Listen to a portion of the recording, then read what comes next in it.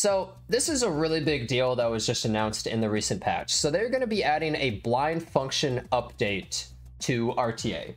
Now, a lot of people might not think this is a huge deal, but this actually changes a ton of different things about the game. The first thing I want to talk about is probably the most egregious form of cheating in E7 recently is win trading.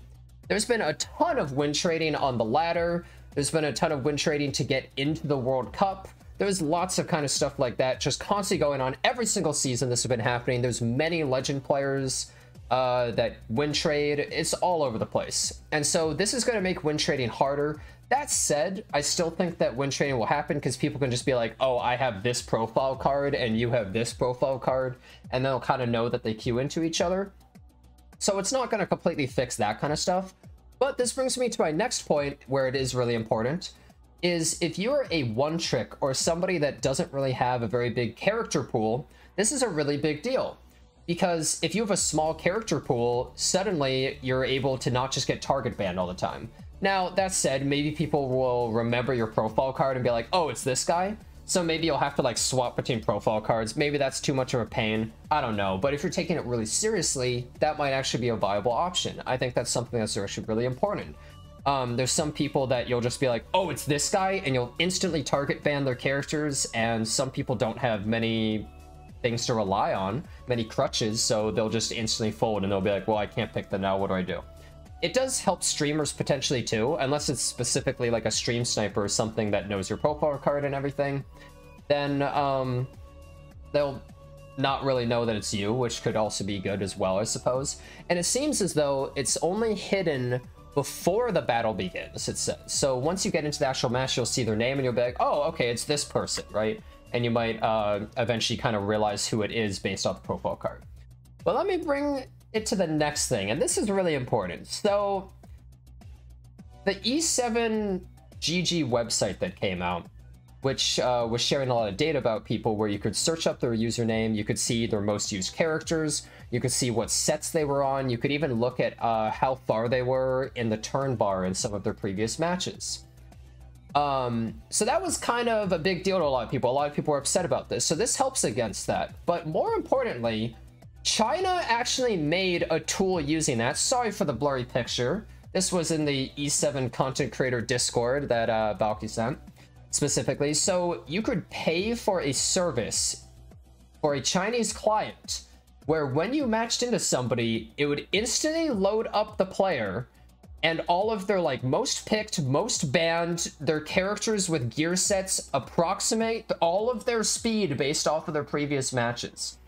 So anytime you would queue into an Asia player, you would think, oh, maybe they're using this unbelievably powerful app that, sure, it doesn't exactly tell you the speeds and stuff, but it gives an approximate based off of speed RNG and stuff. But knowing what characters they like to pick, what they like to ban, all that kind of stuff is kind of absurd. Even their win rates on the characters and stuff, it's a ridiculously big advantage. And you might say, like, only the sweatiest people do that. But you got to realize that if there's an option to get a leg up, many people are going to do it. Even though this is, you know, it's a pay-to-win mobile game. People pay money to get ahead, so of course they're going to pay money to buy a product like this so that they can get a leg up. So this thing is going to make it so it's not able to do that unless they somehow make it so it can scan your profile card, but that doesn't make any sense. So this is a really big deal. It immediately makes that tool completely invalid. It makes it so that one-trick players are able to get an advantage. You're still able to see their name once you get into the match, and it makes it so win trading is a little harder, although I don't really think it's going to stem much of that. So I'm not really sure if that's too big of a deal. But essentially, I think that this entire change is really big for the game. Not just for the cheating aspect and the overall, like, helping people with small character pools, but just, I think it's just good for the integrity of the game. And I think it makes people happier. I think it makes people feel less stressed as well, where you don't see the opponent's name. There's a lot of ranked anxiety in games, and I think not seeing the opponent's name and they're just like an NPC to you where you don't really know anything about them is cool. I like that I'm not really going to know my viewers' names when I fight them. I'm just going to see their profile card, and it's going to be like some Pepe the Frog saying NTR or something, and eventually I'll be like, oh, it's that guy again. It's the Pepe the Frog guy. So I don't know. That's the only way we're really going to be able to recognize people before we get into the match. So I guess that's kind of nice. And eventually there's going to be a whole meta, I guess, around profile cards of constantly switching them up. I think people in the same guild might start making them all have the same profile cards you can recognize, and you're like, oh, you're against a guildmate. So there's plenty of stuff you can still do related to that.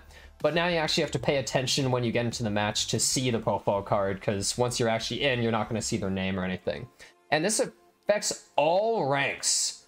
Placement in progress to legend, which I thought was pretty crazy, because something like normal arena, it only affects champion and legend.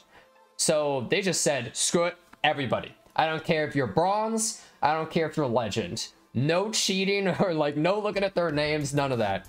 So anyways, I think overall this is a really great change, and I think it influences the game very positively. So thank you, Smilegate. I think that's a great addition to this patch.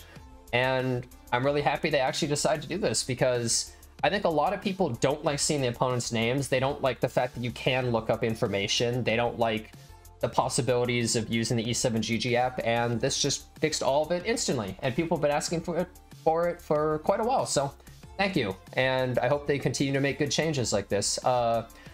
Please add an RTA shop. But anyways, that's about it for now. Thanks so much for watching, and I'll see you next time.